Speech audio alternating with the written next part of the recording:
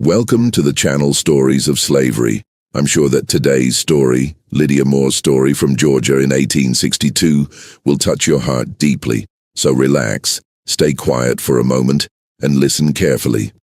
Before we begin, make sure to subscribe to the channel and write in the comments which city you're listening from. Your participation helps keep these stories alive. Let's begin. Georgia, 1862. The war had been raging for over a year when Lydia Moore first understood that her hands could create miracles that her life would never allow her to claim. She was 10 years old, barefoot, wearing a dress made from flour sacks that hung loose on her undernourished frame. Her fingers were calloused from picking cotton since she was old enough to carry a sack, her back already developing the permanent curve that marked her people, her eyes holding shadows no child should carry. Magnolia Creek Plantation sat isolated in the red clay hills of central Georgia, far enough from the war's main theaters that life continued in its brutal routine despite the distant thunder of cannons. The plantation had belonged to the Vance family for 3 generations, passed down through careful marriages and ruthless business practices that had accumulated both land and human property in equal measure. Master Harold Vance had died the previous winter, leaving the estate to his widow Eleanor and their adult son Marcus, who had promptly enlisted in the Confederate cavalry and ridden off to defend Southern honor, leaving his mother to manage 300 acres and 47 enslaved people with only an aging overseer and her own bitter determination. Eleanor Vance was 42 years old and consumed by disappointments that had curdled into a vinegar sourness that poisoned everything she touched. She had been pretty once, or so people said, but years of Georgia sun and unfulfilled ambitions had hardened her features into something sharp and unforgiving. In her youth she had fancied herself an artist, had taken lessons from an itinerant portrait painter who had passed through Savannah, had filled sketchbooks with competent but uninspired drawings of flowers and buildings, and the occasional stiff portrait. She had dreamed of recognition, of her work hanging in parlors and galleries, of being known as more than just another plantation wife. But her work was mediocre, and she knew it, which made the knowing worse than ignorance would have been. Her paintings were technically adequate but soulless, the kind of art that provoked polite compliments and was then forgotten the moment the viewer turned away. She had married Harold Vance partly because he had praised her watercolors effusively, though she suspected even then that he was praising her dowry rather than her talent. After marriage, she had continued painting sporadically, but motherhood and plantation management had consumed her time, and her lack of genuine gift had consumed her enthusiasm. By the time Harold died, Eleanor's easel had been gathering dust for 5 years, a monument to dreams that had withered on the vine. Lydia Moore belonged to Magnolia Creek the way the cotton plants and the red clay soil belonged to it, which is to say she was considered property rather than person, asset rather than human, a thing that could be bought and sold and worked and discarded according to the needs and whims of those who owned the land. Her mother Ruth was the plantation seamstress, skilled with needle and thread, tasked with making and mending clothes for both the enslaved community and occasionally for the Vance family when Eleanor didn't want to pay town prices. Her father had been sold away when Lydia was 3 years old, traded for a breeding mare and some cash to settle a gambling debt. Lydia barely remembered him, except as a feeling of safety that had disappeared one morning and never returned. Ruth had raised her daughter in the desperate way enslaved mothers raised children, trying to keep her safe while knowing that safety was an illusion that could shatter any moment the white folks decided otherwise. She taught Lydia to be invisible, to keep her eyes down, to speak only when spoken to endure without complaint because complaint meant the whip or worse. She taught her the songs that carried coded messages of resistance and hope, taught her about the drinking gourd in the sky that pointed north toward freedom, taught her to believe that somehow, someday, things might be different even though neither of them could imagine how. What Ruth couldn't teach, couldn't control, couldn't suppress, was the gift that had manifested in Lydia's hands almost as soon as she could hold a stick. The child drew constantly, compulsively, with whatever materials she could find. She drew in the dust of the cabin floor using her finger, creating images so precise and detailed that other enslaved people would stop their work to stare. She drew on the walls of the cotton barn, using charcoal from the fire, sketching the mules and chickens and other slaves with an accuracy that seemed impossible for someone so young who had never received a moment of formal instruction. She collected blackberry juice in a stolen tin cup and used it as paint, applying it to scraps of cloth with a brush made from her own hair tied to a stick. She would study a face or a tree or a bird with an intensity that made her seem absent from her own body, her eyes cataloguing every detail, her mind somehow translating what she saw into marks on surfaces that captured not just the appearance, but the essence of her subjects. When she drew her mother's face on a piece of bark using a nail, Ruth had wept because she saw herself truly reflected there, saw her own exhaustion and love and sorrow rendered with a tenderness that transcended the crude materials. The other enslaved people recognized Lydia's gift as something extraordinary and slightly frightening, a manifestation of power in a powerless person, a flowering of beauty in a place designed to crush all beauty that didn't serve white interests. Old Isaiah, who claimed to remember Africa, though most doubted the truth of that claim, said Lydia carried the spirit of the ancestors, that she had been marked by forces older than slavery, that her hands were instruments of something the white folks couldn't own, no matter how many papers said they owned her body. Ruth was proud of her daughter's gift and terrified of it in equal measure, because anything that made you special also made you vulnerable, made you visible, made you a target.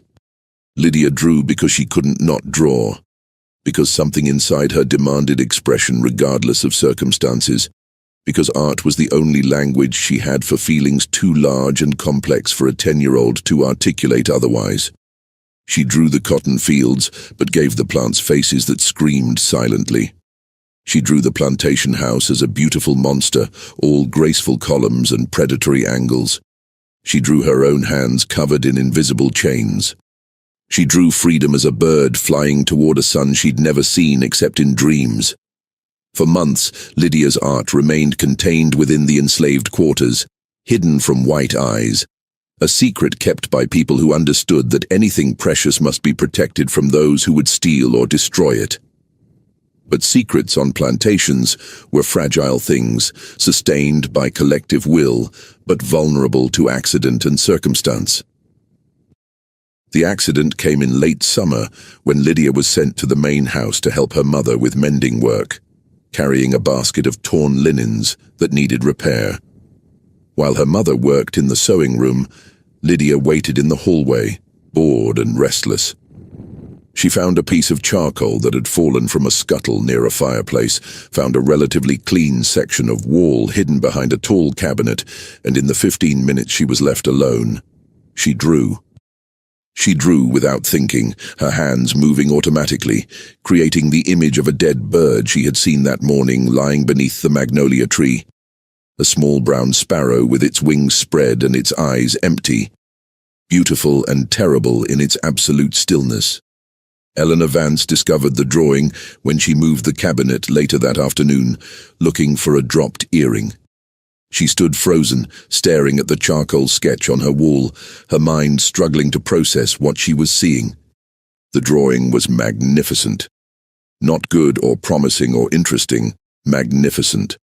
The technical skill would have been impressive in a trained adult artist.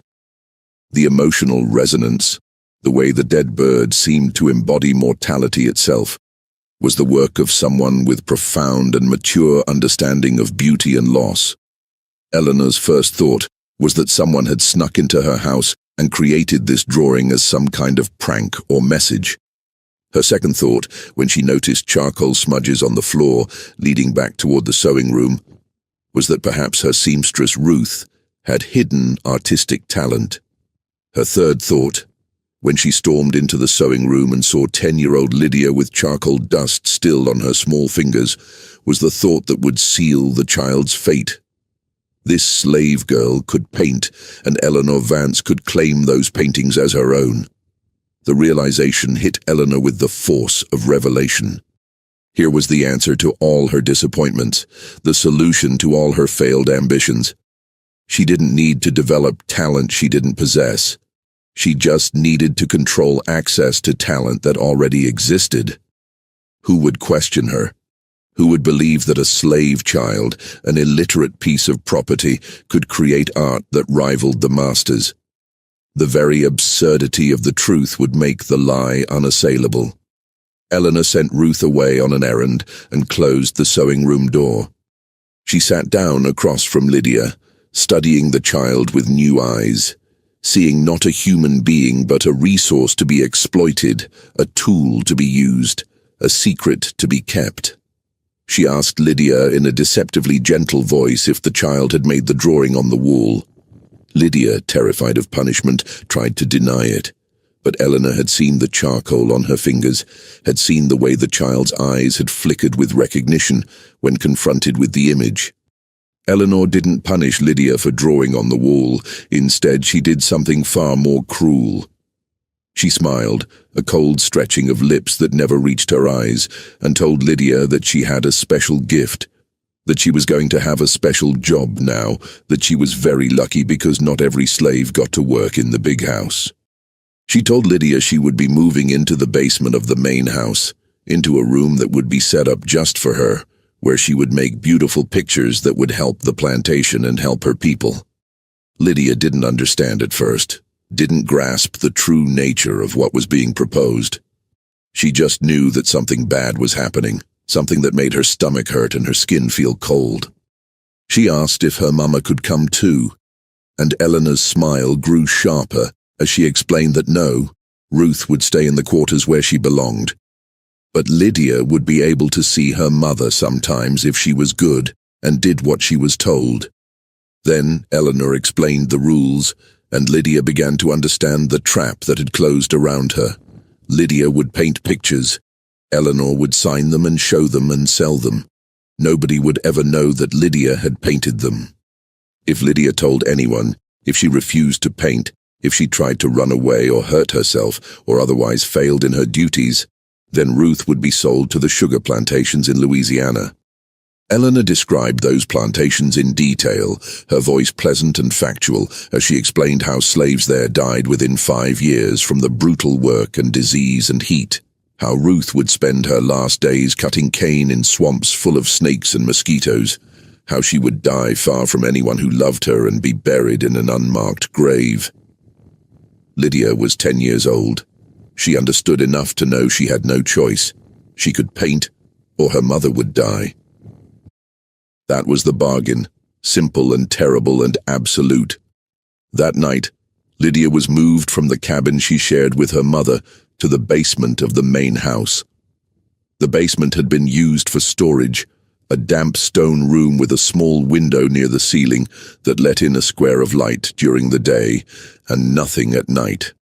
Eleanor had it cleared out and furnished with an easel, a small table, a pile of canvases, and painting supplies that had belonged to her own abandoned artistic pursuits. There was a thin mattress on the floor for sleeping, a chamber pot in the corner, and an oil lamp that gave off more smoke than light. There was also a chain, attached to a bolt in the wall that could be locked around Lydia's ankle. Eleanor explained that the chain was necessary to make sure Lydia didn't wander around the house at night and disturb anyone. She said it almost apologetically, as if this were a minor inconvenience rather than the literal shackling of a child. The chain was long enough to let Lydia reach the easel and the table and the mattress and the chamber pot, but not long enough to reach the door or the window. Long enough to work, not long enough to escape. That first night alone in the basement, Lydia cried until she had no tears left, until her body was empty of everything but fear and grief. She thought about her mother, about the cabin that was small and crowded, but filled with love, about the songs and stories and embraces that had made even slavery bearable. She thought about the other children she had played with, about the communal meals and the whispered conversations and the network of care that existed in the quarters despite everything designed to break it. Now she was alone. Truly, completely alone. In a way she had never been alone before. The basement was cold, despite the Georgia heat, the stone walls seeming to absorb warmth rather than hold it. The darkness, when Eleanor finally took the lamp away, was absolute, thick and suffocating, full of sounds Lydia couldn't identify. She lay on the thin mattress and felt the weight of the chain on her ankle, and understood that her life had ended, even though she was still breathing. The next morning, Eleanor returned with breakfast, a bowl of thin gruel and a piece of bread, better food than Lydia usually got, but still barely adequate. She also brought a book of paintings, reproductions of famous European works, and laid it open on the table. She pointed to a landscape, a pastoral scene of rolling hills and distant mountains, and a river winding through green fields, and told Lydia to copy it onto a canvas. Lydia had never painted before. She had drawn with charcoal and improvised with berry juice, but she had never used real paints, never worked with oils and brushes and canvas. Eleanor showed her the basics, how to mix colors on a palette, how to load the brush, how to apply paint in layers. The instruction was perfunctory and impatient, less like teaching and more like explaining how to operate a machine. Then Eleanor left Lydia alone with the canvas and the paints, and the expectation that genius would manifest on command. For a long time, Lydia just stared at the blank canvas, at the paints that smelled strange and chemical, at the brushes with their different sizes and shapes. Her hand shook when she finally picked up a brush. The paint felt wrong, too thick and slippery compared to the charcoal and berry juice she was used to. Her first strokes were tentative and clumsy, creating muddy colors that bore no resemblance to the painting she was supposed to copy. But Lydia had the gift, and the gift didn't care about circumstances or materials or the broken heart of the vessel that contained it. Within an hour, her hands found their rhythm. Within 2 hours, she had begun to understand how oils behaved differently from her improvised mediums, but followed similar principles. Within 3 hours, the landscape was taking shape on the canvas, and it was becoming clear that Lydia could not only copy the painting Eleanor had shown her, but could improve upon it, adding depth and emotion that the original lacked. By evening, when Eleanor returned, the painting was finished. Eleanor stood in front of it for a full minute without speaking, her face cycling through expressions Lydia couldn't read. Surprise, satisfaction, something that might have been greed, something else that looked almost like rage. Finally, she told Lydia that the work was acceptable, that tomorrow she would begin a portrait, that Lydia should eat her dinner and sleep because there would be more work ahead. The routine established itself with brutal efficiency. Every morning, Eleanor brought food and gave Lydia her assignment, a landscape to copy, a portrait to paint from a photograph, a still life composition. Every evening, Eleanor collected the finished work and gave her next instructions. Days blurred together, distinguished only by which painting Lydia was working on, which colors she was mixing, which techniques she was teaching herself through trial and error. The isolation was worse than the work. Lydia existed in a liminal space, neither in the house nor in the quarters, neither slave nor artisan, neither child nor adult. She was a secret, a ghost, a tool that produced valuable art and was otherwise irrelevant. She saw her mother once a week, visits that Eleanor allowed as reward for good work and denied as punishment for any resistance. Those visits were torture of a different kind. 15 minutes of desperate embracing and whispered assurances. Ruth trying to pretend everything would be all right while her eyes showed she knew it wouldn't. Lydia trying to be brave while her soul screamed for rescue that would never come. The basement became Lydia's entire world. She learned its dimensions by heart, every crack in the stone walls, every variation in the damp smell, every position where the small window let in the most light. She learned to paint by lamplight when Eleanor demanded work done quickly, learned to ignore the headaches from the oil fumes and the smoke, learned to function on inadequate food and inadequate sleep, and the complete absence of anything resembling joy. She painted landscapes that would never be her landscape, mountains she would never climb, oceans she would never see. She painted portraits of white people from photographs Eleanor brought, wealthy planters and their wives and children, people who smiled into the camera with the confidence of those who had never doubted their right to exist. Lydia captured their likenesses with precision, but couldn't help adding something to their eyes. A hint of cruelty in the men, a shadow of complicity in the women, a disturbing emptiness in the children. Eleanor never seemed to notice these subtle rebellions, or if she did, she didn't care because the technical quality was so high that any emotional ambiguity could be dismissed as artistic interpretation. After 3 months, Eleanor began showing Lydia's work to select visitors, claiming the paintings as her own creation. She told elaborate stories about her artistic awakening after her husband's death, about how grief had unlocked something in her creative spirit, about how she painted in frenzies of inspiration that left her exhausted but fulfilled. The visitors believed her because they had no reason not to, because the paintings existed, and Eleanor possessed them, and the alternative explanation was unthinkable. A Charleston art dealer saw one of the landscapes and offered to show Eleanor's work in his gallery. Eleanor accepted, and within weeks, paintings that Lydia had created in a basement prison were being sold to wealthy Confederates for prices that made Eleanor's eyes gleam with satisfaction. The money-funded uniforms and supplies for Confederate soldiers supported the very system that kept Lydia in chains, transformed her gift into fuel for the machinery of her own oppression. Eleanor became more demanding. She wanted more paintings, faster production, higher quality. She brought Lydia increasingly complex assignments, testing the limits of her abilities.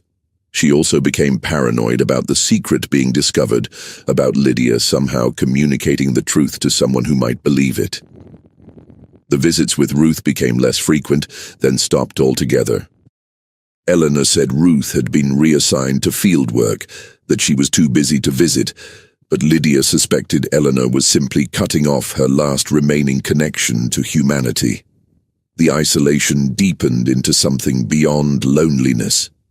Lydia began to feel herself disappearing, her sense of self eroding under the relentless pressure of being nothing but hands that painted, nothing but a tool that created art for others to claim. She stopped dreaming at night, or if she dreamed, she didn't remember. She stopped thinking about escape or rescue or any future beyond the next painting. She existed in an eternal present of mixing colors and applying brushstrokes and creating beauty that meant nothing to her because it was stolen the moment it was finished. 6 months into her imprisonment, as winter settled over Georgia and the basement grew so cold that Lydia's fingers sometimes went numb while she painted, Eleanor made a new demand that crossed a line Lydia hadn't known still existed. She brought a description and rough sketches of a scene she wanted painted, enslaved people working in a cotton field, but happy about it, smiling, singing, content in their bondage. The kind of propaganda painting that justified slavery by portraying it as a benevolent institution where Negroes were protected and provided for and naturally suited to their station.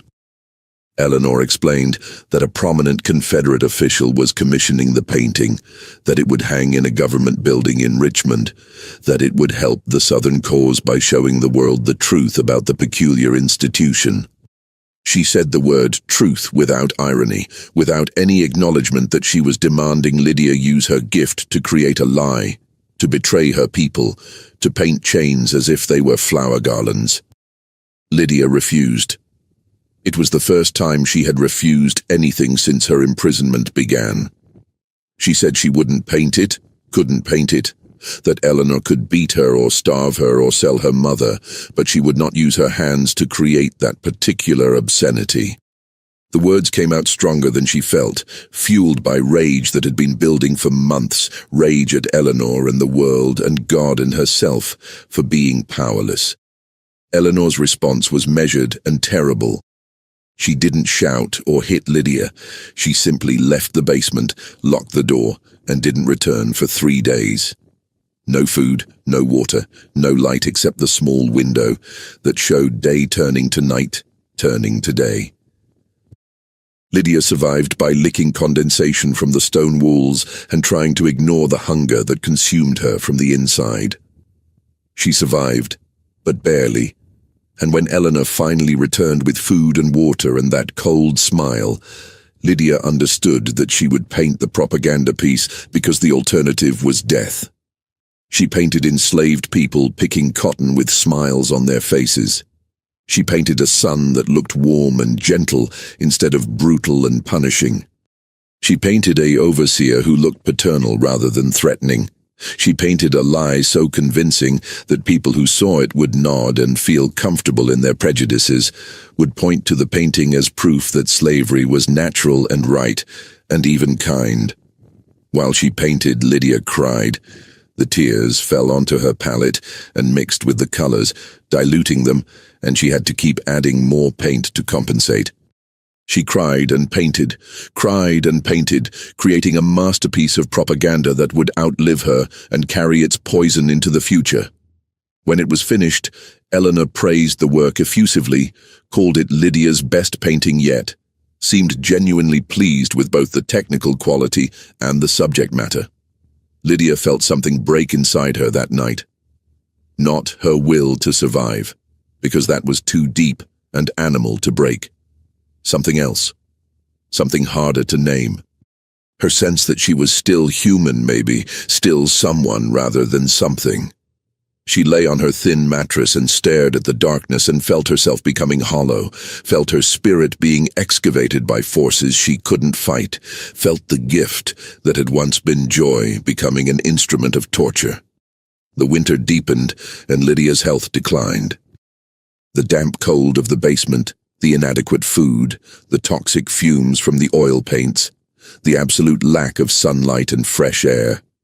All of it accumulated in her small body like poison. She developed a cough that wouldn't leave, lost weight she couldn't afford to lose, moved through her days in a fog of exhaustion that made thinking difficult. But still she painted, because stopping meant consequences she couldn't bear, because her mother's life still hung in the balance, because the machine that had claimed her wouldn't release her until it had consumed everything she had to give. Eleanor noticed the decline, but only in terms of how it might affect productivity. She brought better food occasionally, added a thin blanket to Lydia's sleeping arrangements, installed a small stove that did little to combat the pervasive cold. These improvements were purely practical, investments in maintaining a valuable tool, containing no trace of compassion or recognition of Lydia's humanity. Spring arrived outside, bringing warmth and new life to a world Lydia could only glimpse through her small window, and her second year of imprisonment began. She was 11 now, though birthdays meant nothing in the basement where time was measured only in paintings completed and days survived. Eleanor's reputation as an artist had grown considerably. She was invited to show work in Atlanta and Savannah, received commissions from wealthy families across Georgia and South Carolina, was written about in newspapers as a bright light in Southern culture, a reminder that civilization flourished even during wartime. Every word of praise belonged to Lydia. Every painting hanging in parlors and galleries and government buildings had been created by her hands, had been torn from her soul, had cost her pieces of herself that would never be recovered. The injustice of it was so vast that Lydia couldn't hold it all in her mind at once. She could only feel it in fragments, glimpses of rage and sorrow that flared up and then had to be suppressed, because rage and sorrow didn't mix colors or apply brushstrokes. In late spring, Eleanor received her most prestigious commission yet, a series of 6 paintings depicting Southern life and virtue intended as gifts for Confederate generals. The paintings would be large, complex, ambitious. Eleanor was excited in a way Lydia had never seen before, already planning how the commission would cement her reputation, how she would be remembered as one of the great artists of the Confederacy. She explained the requirements to Lydia in detail. 2 landscapes, showing the beauty of southern land, 2 portraits of idealized southern families, and 2 genre paintings showing daily life on plantations. The same propaganda as before, but more sophisticated, more subtle, designed to appeal to educated tastes. Eleanor brought reference materials, photographs, sketches, descriptions, and gave Lydia a deadline of 3 months to complete all 6 works. It was too much. Even for someone with Lydia's gift, 6 major paintings in 3 months would have been challenging under ideal circumstances. In the basement, working with inadequate light and declining health, it was nearly impossible. But impossible didn't matter, because refusal meant consequences that Lydia had learned not to risk. So she began the work, painting for 12 and 14 hours a day, falling asleep at the easel sometimes, waking with brush marks on her face and stiffness in every muscle. The paintings emerged slowly, each one taking pieces of Lydia that she didn't have to spare. She painted plantation houses that looked like palaces instead of prisons. She painted white children playing, while enslaved children watched from the background, smiling as if they enjoyed their exclusion. She painted masters and mistresses who looked wise and benevolent, painted a world that had never existed except in the fantasies of people who needed to believe their cruelty was kindness.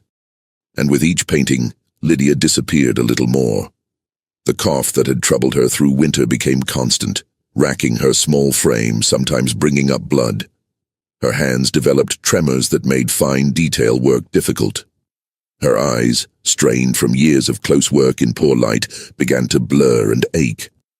She was dying, slowly but certainly, consumed by the gift that Eleanor was harvesting like cotton from a field. 2 months into the commission, Lydia began working on the final painting, a landscape that was supposed to show a cotton field at sunset, all golden light and pastoral beauty. Eleanor had provided extensive notes about what she wanted, the composition, the lighting, the mood. But when Lydia looked at the blank canvas, something shifted inside her. A spark of rebellion, a flash of the self she had been before the basement, a refusal to completely disappear without leaving some mark of truth. She painted the landscape as Eleanor had specified, creating the sunset and the cotton field and the distant trees. But in the foreground shadows, where casual viewers might not look closely, where the painting would only reveal itself to those who truly examined it, Lydia painted herself. It was a self-portrait hidden in darkness, her own face emerging from the shadows with eyes that stared directly at the viewer. She painted her exhaustion, her sorrow, her rage, her humanity. She painted herself as witness and victim, as creator and prisoner, as the truth hiding beneath the lie. She painted herself and knew that Eleanor wouldn't notice, wouldn't understand the significance even if she did notice, wouldn't recognize that Lydia had created a secret message in the language of art that might someday be understood by someone with eyes to see. The painting was finished in early August. The 6 works were packed carefully and sent to their destination, and Eleanor glowed with satisfaction at completing such a prestigious commission. Lydia lay on her mattress and coughed blood into a rag and felt death approaching like a slow tide, inevitable and almost welcome. She was 12 years old and she had created art that would survive for generations, art that people would admire and study, art that carried her soul in every brushstroke. But nobody would ever know. Nobody would ever see her name beside her work. Nobody would know that she had existed, had suffered, had given everything she had to give, and then been asked for more. In the basement darkness, Lydia Moore closed her eyes and wondered if disappearing completely might be a kind of freedom. Autumn arrived with cooler temperatures that provided no relief to the damp chill of the basement. Lydia's 12th year was marked by a deterioration so gradual that she barely noticed herself fading. Like a painting left too long in direct sunlight, the colors leaching away imperceptibly until one day you looked and realized the image was half gone. The cough had become her constant companion, a rattling presence in her chest that grew worse at night, keeping her from the sleep her exhausted body desperately needed. Her fingers, which had once moved across canvas with fluid confidence, now trembled and stiffened, requiring willpower to control each stroke. Eleanor noticed the decline because it affected the quality and speed of production. The paintings were still extraordinary. Lydia's gift was too fundamental to be completely eroded by illness, but they took longer to complete, and occasionally Eleanor would find mistakes that needed correction, small imperfections that the old Lydia would never have made. These imperfections enraged Eleanor in ways that Lydia's suffering did not, because imperfections threatened the illusion of Eleanor's genius, threatened the reputation she had built on stolen talent. The punishments became more frequent and more creative. Eleanor withheld food for days at a time, reasoning that hunger would sharpen Lydia's focus. She removed the thin blanket during cold nights, believing that discomfort would motivate faster work. She installed a bell in the basement that she would ring at random hours, disrupting what little sleep Lydia managed to get, keeping her in a state of constant exhaustion that made resistance impossible and obedience automatic. But the cruelest punishment was the complete severing of contact with Ruth. Lydia hadn't seen her mother in 4 months, hadn't heard her voice, hadn't felt her embrace. Eleanor claimed Ruth was still on the plantation, still alive and well, still safe as long as Lydia continued producing paintings, but Lydia had no way to verify these claims. For all she knew, her mother had already been sold, or had died, or had simply given up and let grief consume her. The uncertainty was its own form of torture, a constant anxiety that gnawed at Lydia's mind while her body weakened. In late September, Eleanor received a letter from a prominent collector in Savannah, who had purchased 3 of Eleanor's paintings and wanted to commission a major work, a large-scale historical painting depicting the founding of Georgia, complete with multiple figures and elaborate detail. The commission came with a substantial payment and the promise of prominent display in a new museum being established to celebrate Confederate history and Southern heritage. Eleanor accepted immediately, seeing the commission as the pinnacle of her fraudulent career, the work that would cement her legacy as one of the South's great artists. She brought the commission details to Lydia with barely contained excitement, laying out sketches and descriptions and historical references across the work table. The painting would need to be 6 feet wide and 4 feet tall, would need to include at least 20 figures in period costume, would need to show ships and buildings and landscape, would need to tell a story of colonial glory and manifest destiny. It was the most ambitious project Eleanor had ever demanded, and she gave Lydia 4 months to complete it. Lydia looked at the blank canvas that had been specially prepared for the commission, at the mountain of preparatory work that would be required, at Eleanor's gleaming eyes that saw only opportunity and reputation and money, never the dying child who would have to create this masterpiece while chained in a basement. Something inside Lydia, some last reserve of will that had sustained her through 2.5 years of imprisonment, simply gave up. She told Eleanor she couldn't do it, that she was too sick, that her hands didn't work right anymore, that the painting was beyond her capacity. Eleanor's face transformed from excitement to fury in an instant. She grabbed Lydia's chin with one hand, her fingers digging painfully into the child's hollow cheeks, forcing Lydia to meet her eyes. She said that Lydia would complete the painting because the alternative was unthinkable, because Ruth's life still hung in the balance, because Lydia existed for no purpose except to create art that Eleanor could claim. She said that if Lydia failed, if she refused, if she died before completing the commission, then Eleanor would make sure Ruth suffered for her daughter's defiance, would make sure the punishment was creative and prolonged and absolutely devastating. The threat worked because it always worked, because Eleanor had identified the one leverage that could control Lydia no matter how broken she became. Lydia nodded her submission, and Eleanor released her chin, leaving fingerprint bruises that would fade long before the emotional damage did. Eleanor left the basement in a swirl of skirts and satisfaction, and Lydia turned to face the enormous blank canvas that would consume the last of her strength and probably her life. She began the preparatory work the next day, creating detailed sketches that mapped out the composition, determined the placement of figures, established the perspective and lighting. Even in her weakened state, even with trembling hands and blurred vision, Lydia's fundamental understanding of art remained intact.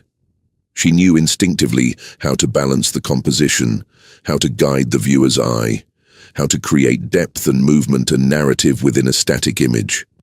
The gift that had been her curse was still there, still functioning, still producing miracles even as the vessel that contained it crumbled.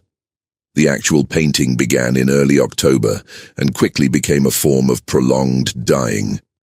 Lydia worked from dawn until her lamp ran out of oil each night, standing at the easel until her legs gave out, and she had to work sitting down, mixing colors until her fingers bled from the cold and the chemicals, applying paint with brushes that grew heavier with each passing day. The historical scene took shape slowly. Ships arriving in harbor, colonists establishing their settlement, Native Americans watching from the tree line, all of it rendered with meticulous attention to period detail and historical accuracy. Eleanor had provided extensive research materials, but Lydia added her own touches, small elements that transformed the painting from mere illustration into something more complex and troubling. The colonists' faces showed determination, but also greed. Hunger for land and power barely concealed beneath civilized veneers. The Native Americans' expressions held knowledge of what was coming, a prescient sorrow that made their static poses dynamic with unspoken tragedy. The sky Lydia painted was beautiful but ominous, suggesting that the founding moment being celebrated contained the seeds of future violence and injustice. None of these subtleties were conscious choices. Lydia was too exhausted for conscious artistry. She simply painted what her hands knew to paint, what her gift demanded, and the truth bled through despite Eleanor's specifications and despite the propaganda purpose the painting was meant to serve. Truth had a way of asserting itself in Lydia's work, showing up in shadows and expressions and compositional choices that revealed more than surface appearances suggested. By November, the painting was half finished and Lydia was dying. There was no longer any question about it. No way to pretend that illness was temporary or that youth and resilience would pull her through. Her body had been pushed beyond its limits for too long, had been deprived of too much: sunlight, fresh air, adequate nutrition, human connection, hope. The banzo that consumed enslaved people who lost the will to live had taken root in Lydia's spirit, and it was finishing what malnutrition and toxic fumes and physical exhaustion had started. She coughed constantly now, great racking spasms that left her gasping and weak, that brought up blood in quantities that frightened even her. Her appetite had disappeared completely. Food tasted like ash and sat heavy in her stomach, and most days she ate only because Eleanor forced her to, standing over her and threatening consequences until Lydia choked down enough to sustain another day of work. Her weight had dropped so dramatically that the chain around her ankle kept slipping off, requiring Eleanor to have it tightened, her adjustment that left raw sores where the metal rubbed against skin stretched tight over bone. Her vision was failing too, not just from the strain of close work in poor light, but from some deeper deterioration that made the world appear increasingly dim and blurred. She had to work closer and closer to the canvas to see details, had to mix colors by feel as much as by sight, had to trust muscle memory and instinct to compensate for eyes that no longer reliably reported what they saw. Some days the basement seemed to darken around her, even though the lamp burned steadily, as if her consciousness itself was flickering and fading, preparing for extinction. Eleanor saw all of this and cared only to the extent that it threatened the commission's completion. She brought a doctor to examine Lydia once, a nervous man who took one look at the chained child in the basement and clearly wanted no part of whatever moral compromise he was being asked to participate in.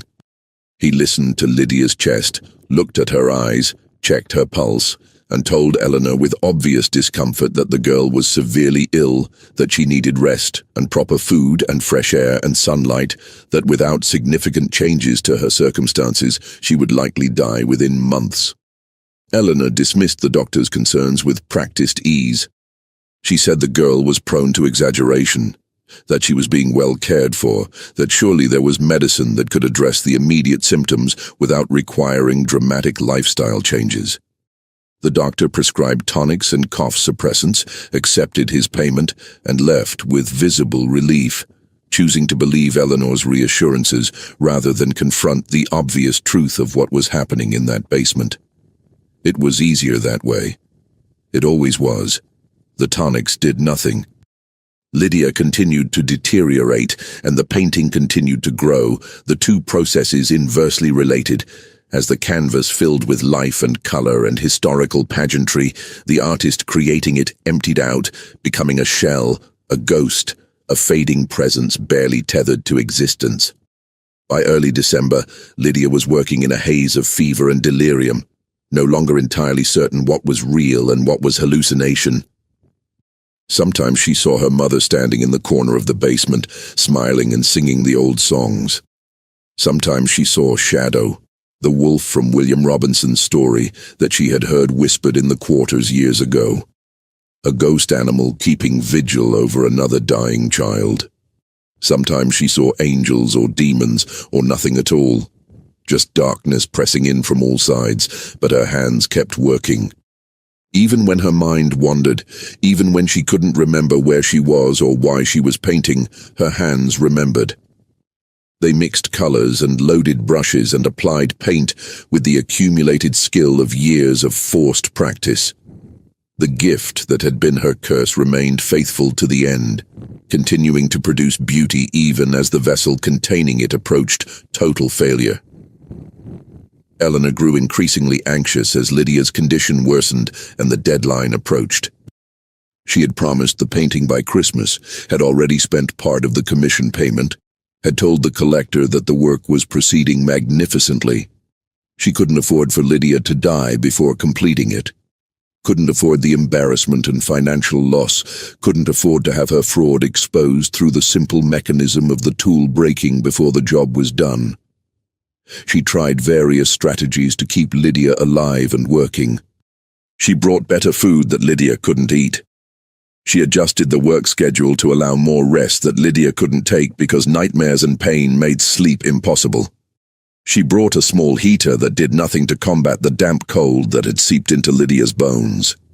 She even, in a moment of panic, when she found Lydia unconscious at the easel, brought Ruth to visit, thinking that maternal presence might somehow revive the dying girl. The visit was brief and devastating. Ruth hadn't seen her daughter in 6 months, hadn't known the extent of the physical decline, hadn't fully understood what was being done to Lydia in Eleanor's basement. When she saw the skeletal child chained to the wall, saw the blood-stained rags and the hollow eyes and the paintings that surrounded her daughter like beautiful accusations, Ruth's scream echoed through the house with such raw anguish that even Eleanor looked uncomfortable. Ruth held Lydia and wept and begged Eleanor to stop, to let the child rest, to show mercy, to remember that this was a human being, a child, someone's daughter. She offered to take Lydia's place, to work twice as hard, to do anything if Eleanor would just let Lydia go. Eleanor listened to these pleas with the mild annoyance of someone being asked to make an irrational business decision. She explained that Lydia had a job to finish, that the work was nearly complete, that afterward there would be time for rest and recovery. She said it as if she believed it, as if the obvious reality of Lydia's imminent death was invisible to her, as if will and wishful thinking could override physical collapse. The visit ended with Ruth being dragged away, still weeping, and Lydia returned to work with tears streaming down her face, painting through blurred vision, adding her grief to the image of colonial founding that had become her final masterpiece. She painted ships that looked like coffins, colonists whose faces held the blank righteousness of those who cause suffering without acknowledging it, a sky that suggested judgment deferred but not forgotten. She painted her own death into a celebration of beginning, encoded her suffering into a myth of glory, created a palimpsest where truth showed through lies for anyone with eyes willing to see. The painting was completed 3 days before Christmas. Lydia applied the final brushstrokes in a state of near-complete dissociation, her body moving automatically while her consciousness floated somewhere distant and disconnected. When she set down the brush for the last time, she felt no triumph or relief or satisfaction, just a vast emptiness and a bone-deep exhaustion that suggested her body had been waiting for permission to stop fighting. Eleanor came to collect the finished painting and found it even better than she had hoped. Technically flawless, historically detailed, compositionally brilliant, exactly the kind of work that would cement her reputation as a major artist. She praised Lydia effusively, called the work magnificent, promised that now Lydia could rest and recover. She said these things cheerfully, apparently oblivious to the fact that Lydia was barely conscious, that her breathing was shallow and labored, that death was quite obviously approaching. The painting was taken away to be framed and delivered. Eleanor left the basement in high spirits, already composing in her mind the story she would tell about the creative process, the struggles and inspirations, the personal meaning the work held for her. She locked the door behind her, and Lydia was alone again with her chains and her dying body and the toxic fumes that still lingered from months of oil paint application. Lydia lasted 3 more days. They were days of increasing confusion and decreasing consciousness, of fever dreams that blended memory and fantasy, of pain that had moved beyond acute suffering into a kind of numb inevitability. She drifted between sleep and waking without clear distinction, saw visions of her mother and her father and old Isaiah from the quarters, and Shadow the wolf, and angels, whose faces looked like paintings she had created. She felt the chain on her ankle but couldn't remember why it was there. She felt cold but couldn't remember ever being warm. She felt her body shutting down system by system, felt herself becoming less substantial, felt the boundary between existing and not existing growing increasingly porous. On the 3rd day, which was December 28, 1862, Lydia Moore stopped breathing. There was no drama to it, no final words or gestures, no moment of clarity or peace. She simply slipped from labored breathing to no breathing at all, from barely alive to definitively dead, her body giving up its struggle without fanfare or witness. She died alone in the basement, chained to the wall, surrounded by paint fumes and darkness, 12 years old and already used up completely. Eleanor found the body the next morning when she came to bring breakfast and discuss the next commission. She stood in the doorway for a long moment, staring at the small corpse on the mattress, her expression cycling through surprise and annoyance and calculation. There was no grief, no remorse, no acknowledgement that she had killed a child as surely as if she had put a gun to the girl's head. There was only the practical consideration of disposal and the social consideration of maintaining appearances. She had 2 enslaved men remove the body after dark, wrapped in the same thin blanket Lydia had used for warmth. They buried her in the far corner of the plantation, in the section reserved for slaves who died without family to claim them, in a grave, without marker or ceremony. Ruth wasn't told for 2 days, wasn't allowed to see the body, wasn't given any opportunity for goodbye or grieving, or the basic human dignity of acknowledging her daughter's death. When she finally learned what had happened, her wail of anguish echoed across the plantation, a sound so profound in its sorrow that even the hardest overseers looked away and felt briefly ashamed. Eleanor went into public mourning, but not for Lydia. She mourned her lost inspiration, the mysterious force that had enabled her artistic flowering and had now inexplicably departed. She told visitors that the grief of war had finally caught up with her, that the sorrow of her son dying in battle, Marcus had been killed at Antietam, news that had reached her 2 weeks before Lydia's death, had dried up the wellspring of creativity that had sustained her work. She accepted condolences and support, played the role of bereaved mother and blocked artist with convincing sincerity, and quietly began planning her retirement from public artistic life. She had enough paintings already completed to maintain her reputation. She had the substantial proceeds from years of commissions and sales. She had the historical painting that would be her legacy, already hanging in the new museum in Savannah, already being praised as a masterwork of Southern art. She could afford to stop now, to step back and be remembered for the artistic burst that had defined her middle years, to live comfortably on the reputation that Lydia Moore had created and paid for with her life. The war continued for another 2.5 years, ultimately ending in Confederate defeat and the collapse of the society that had sustained slavery.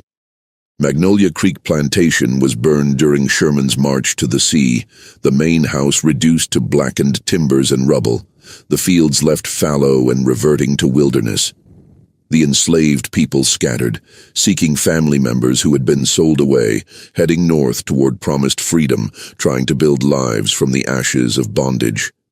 Ruth survived the war but never recovered from Lydia's death. She lived another 15 years, working as a washerwoman in Savannah, always searching for information about what had happened to her daughter, always hoping for some confirmation or closure that never came. She died in 1877, never knowing the full extent of what Lydia had endured, never knowing that her daughter's art had survived and was being celebrated, never knowing that Lydia's final act of rebellion, that hidden self-portrait in the shadows, was still waiting to be discovered. Eleanor Vance lived to be 73, dying in 1893 of natural causes in comfortable circumstances. She was remembered in her obituary as a talented artist whose brief but brilliant career had produced works of lasting value, as a pillar of the community, as a woman who had maintained dignity and grace through personal tragedy and societal upheaval. The obituary mentioned her late husband and her son who had died in the war. It did not mention Lydia Moore. The paintings survived.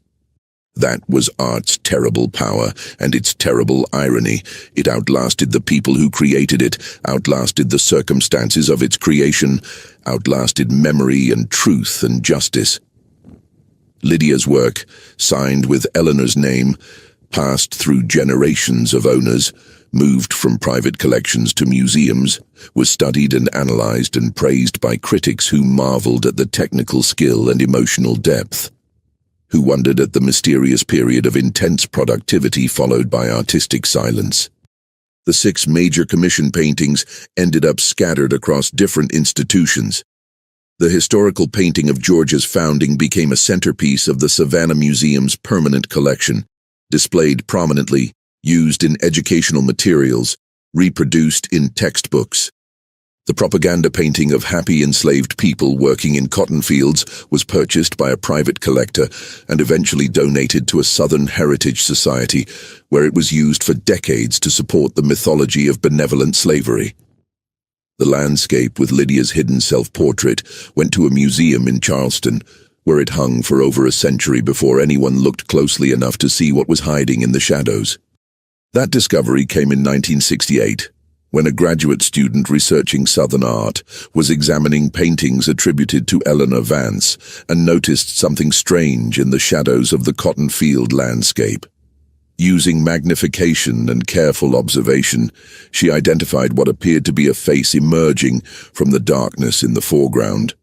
A black child's face with haunting, sorrowful eyes that seemed to stare directly at the viewer.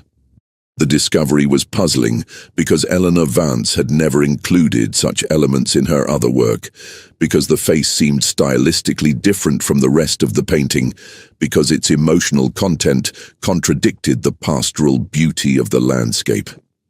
The graduate student, a young black woman named Dr. Catherine Mitchell, began investigating further. She examined other paintings attributed to Eleanor Vance, looking for similar anomalies, studying the technique and style for inconsistencies. She researched Eleanor's biography, looking for information about her artistic training and development. She found records of the commissions and sales, documentation of Eleanor's sudden burst of productivity in the early 1860s, followed by equally sudden retirement. The more she investigated, the less the official story made sense. Dr. Mitchell's research led her eventually to plantation records, to bills of sale and property inventories, to the fragmentary documentation of lives considered too insignificant to record in detail. She found Ruth Moore's name in Magnolia Creek records, found mention of a daughter named Lydia, found the gap where both names disappeared from the plantation ledgers in late 1862. She found Eleanor Vance's household accounts from the same period, found unexplained purchases of artist supplies in quantities far exceeding what one painter would need, found payments to doctors and references to an unnamed illness. She interviewed descendants of people who had been enslaved at Magnolia Creek, old men and women who remembered stories their grandparents had told, stories about a girl who had been taken to the big house and never came back, about paintings that appeared suddenly as if by magic, about a mother's grief that had never healed. The stories were fragmentary and sometimes contradictory, distorted by time and trauma and the unreliability of oral history, but they pointed consistently toward the same conclusion. Eleanor Vance had not created the paintings attributed to her. Someone else had, someone whose name and existence had been deliberately erased. Dr. Mitchell published her findings in 1972 in a paper titled The Invisible Artist: Evidence of Enslaved Labor in Southern Art Production. The paper was controversial and widely dismissed by the art establishment, which had significant investments, financial, reputational, institutional, in maintaining the authentication of works attributed to Eleanor Vance. Critics argued that Dr. Mitchell's evidence was circumstantial, that the face in the shadows could be explained as artistic fancy, that there was no definitive proof connecting Lydia Moore to the paintings. The debate continued for years, with some scholars supporting Dr. Mitchell's conclusions and others defending Eleanor's authorship. Museums were reluctant to revise their attributions without incontrovertible proof, and such proof was difficult to obtain for work created over a century earlier, under circumstances specifically designed to conceal the truth. The paintings remained attributed to Eleanor Vance in most institutional records, with occasional footnotes mentioning the disputed authorship. But Dr. Mitchell's work had planted a seed that grew slowly over subsequent decades. As art history grappled with questions of attribution and authenticity, as institutions began acknowledging their roles in perpetuating historical injustices, as technologies improved for analyzing paintings and detecting the presence of multiple hands or hidden elements, the case of Lydia Moore gained renewed attention. In 2019, advanced imaging technology was used to examine the paintings more thoroughly. X-ray fluorescence, infrared reflectography, and other techniques revealed layers of information invisible to casual observation. They found evidence of compositional changes and stylistic variations that suggested multiple artistic hands or significant evolution in technique over very short periods. They found, in several paintings, small anomalies, faces in shadows, figures barely visible beneath later paint layers, elements that seemed to tell a different story than the surface image suggested.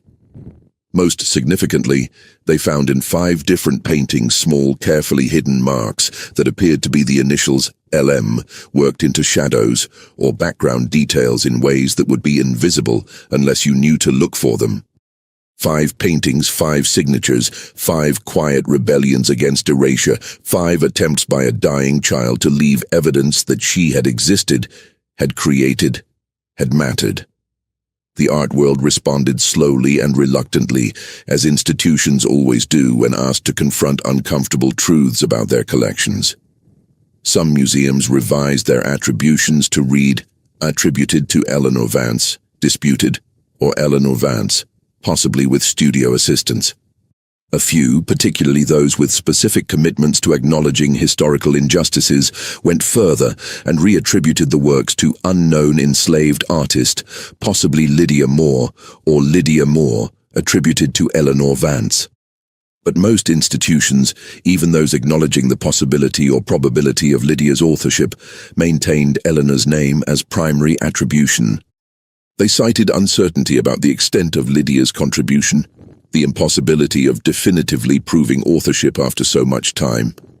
The precedent that attribution changes required incontrovertible evidence. Behind these scholarly justifications lay more practical considerations: collections valued in millions of dollars, donor relationships built on existing attributions, educational materials and catalogs that would need revision, the simple institutional inertia that makes change difficult, even when change is right. And so Lydia Moore remains largely invisible in the year 2025, more than 160 years after her death. Some scholars know her name and argue for recognition of her work. Some museums acknowledge in small text on wall labels that attribution is disputed. Some activists protest outside institutions that continue displaying her work under Eleanor Vance's name. But for the vast majority of visitors to museums and galleries across the South, the paintings are still the work of Eleanor Vance, talented Southern artist whose brief, brilliant career produced masterpieces that continue to move and inspire viewers generations later. The paintings themselves remain magnificent. Time has not diminished their technical skill or emotional power. The landscapes still draw viewers into their carefully composed depths. The portraits still capture something essential about their subjects that transcends mere physical likeness. The historical painting of Georgia's founding still commands attention with its scale and detail and narrative complexity. The propaganda painting of enslaved people in cotton fields still serves as evidence, though not the evidence Eleanor intended, of how art can be weaponized to support injustice. And in the Charleston Museum, the landscape with the hidden self-portrait still hangs in a prominent position, viewed by thousands of visitors each year. Most of them never look closely at the shadows in the foreground, never notice the face hidden there, never see Lydia Moore staring out at them across more than a century and a half, her eyes asking to be seen, to be acknowledged, to be remembered. Occasionally someone pauses and looks more closely, drawn by something they can't quite articulate, some sense that the painting contains more than its surface beauty suggests. They lean in and peer at the shadows, and sometimes, if the light is right and they're paying attention, they see her. A black child's face, emaciated and sorrowful, with eyes that seem to hold both accusation and plea. They see her and feel unsettled, feel that something is wrong even if they can't immediately identify what. Most of them move on without investigating further, without reading the wall text that mentions in small print the disputed attribution, without connecting the face in the shadows to the story of theft and abuse and murder that the painting contains. They move on to the next painting, the next gallery, the next experience, and Lydia Moore returns to invisibility, returns to being a shadow hidden in shadows, a ghost in someone else's painting, a story that the world has chosen not to hear. But she's there. She will always be there, hidden in the work she created, waiting to be found, waiting for the day when the world is finally ready to see what it has been refusing to acknowledge, that genius and suffering can coexist, that beauty can emerge from brutality, that humanity persists even in circumstances designed to destroy it, and that art created by enslaved hands belongs to those hands, not to the masters who claimed it. Lydia Moore died at 12 years old, used up and discarded, buried in an unmarked grave, her name erased from the work she created. But her gift survived, her truth survived, her face in the shadows survived. And perhaps that is its own kind of immortality, its own kind of justice, incomplete and delayed and inadequate, but present nonetheless. In the basement of the Charleston Museum, in storage rooms not accessible to the public, curators have preserved fragments of the historical record related to Eleanor Vance and her disputed works. There are Eleanor's personal papers, her letters and diaries and household accounts. There are plantation records from Magnolia Creek. There are bills of sale and property inventories. There are newspaper clippings about Eleanor's artistic career. There are scholarly articles arguing about attribution. There are Dr. Catherine Mitchell's original research notes donated to the museum after her death in 2003. And there is one other item found in 2015 during renovations of a building that once served as slave quarters near where Magnolia Creek Plantation had stood. Archaeologists excavating the site found, buried in what had been the corner of a cabin floor, a small bundle wrapped in oilcloth. Inside were several pieces of cloth painted with berry juice, crude paintings created by a child's hand, showing faces and birds and scenes of plantation life. And beneath the paintings was a scrap of paper, probably torn from a ledger book, with words written in careful, uncertain letters. My name is Lydia Moore. I made these pictures. I am real. The bundle is preserved in acid-free containers in climate-controlled storage. It's catalogued and documented and occasionally brought out for researchers to examine.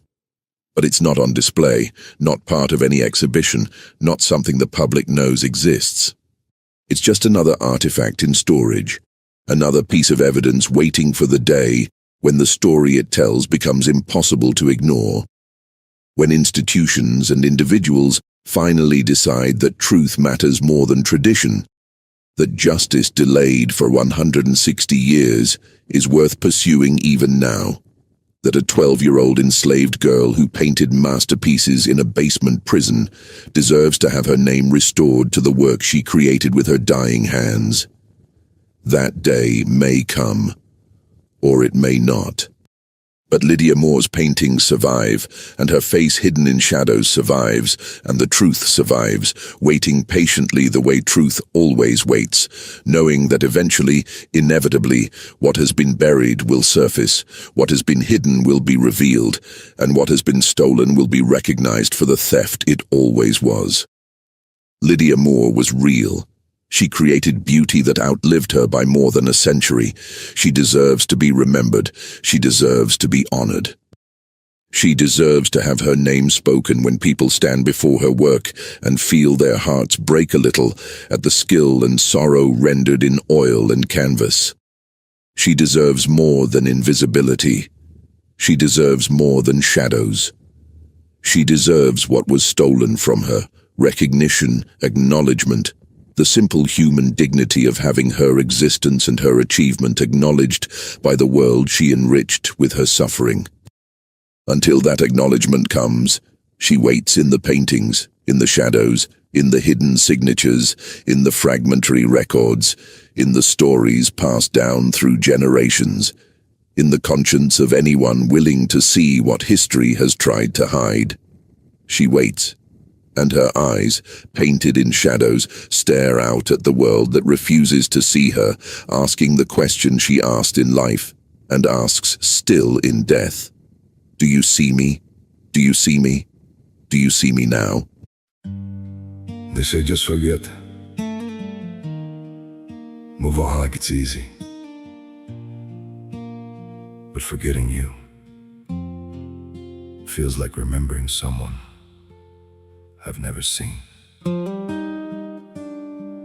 I've been trying to erase you from the places in my mind, but the harder that I fight it, the more you're hard to leave behind.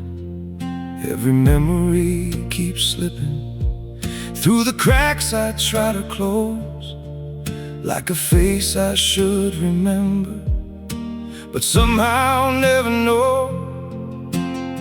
Forgetting you feels impossible, like chasing something I can't hold, like trying to remember someone that I've never even known. I keep reaching through the silence for a past I can't undo, 'cause letting go of what we had feels like losing something true. Every moment turns to fragments, every thought just fades to blue, like I'm searching for a feeling that still only leads to you. Forgetting you feels impossible, like chasing something I can't hold, like trying to remember someone that I've never even known. I keep reaching through the silence for a past I can't undo, 'cause letting go of what we had feels like losing something true.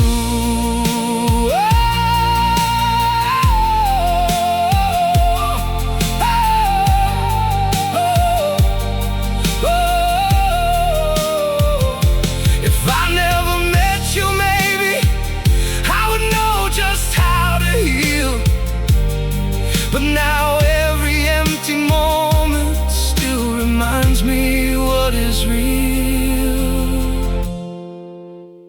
Forgetting you feels impossible, like chasing something I can't hold, like trying to remember someone that I've never even known. I keep reaching through the silence for a past I can't undo, 'cause letting go of what we had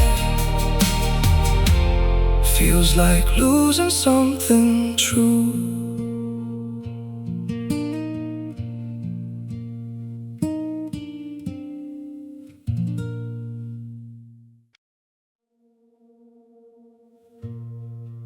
Don't pity me. My heart doesn't need your mercy. I can still stand on my own.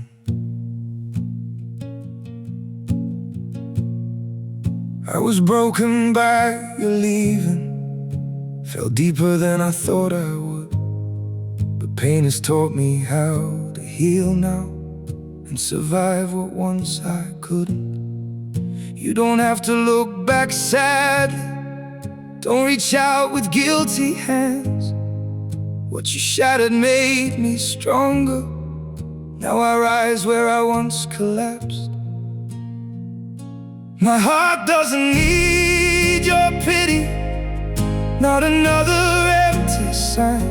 I've got enough strength left within me to rebuild this life of mine. My feet are steady through the sorrow, I can stand through all the pain. You don't have to save me, darling, I'll learn to breathe again. I once begged for your affection, now I've learned my worth in scars. And the man you left in pieces found his own way through the dark. My heart doesn't need your pity, not another empty sign. I've got enough strength left within me to rebuild this life of mine. My feet are steady through the sorrow, I can stand through all the pain. You don't have to save me, darling, I'll learn to breathe again.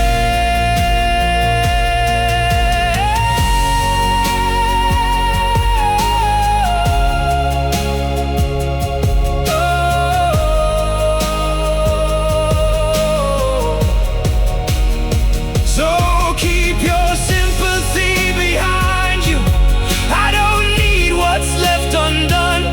Sometimes losing who once broke you is how healing has begun. My heart doesn't need your pity, not another empty sign. I've got enough strength left within me to rebuild this life of mine. My feet are steady through the sorrow, I can stand through all the pain. You don't have to save me, darling, I'll rise alone again.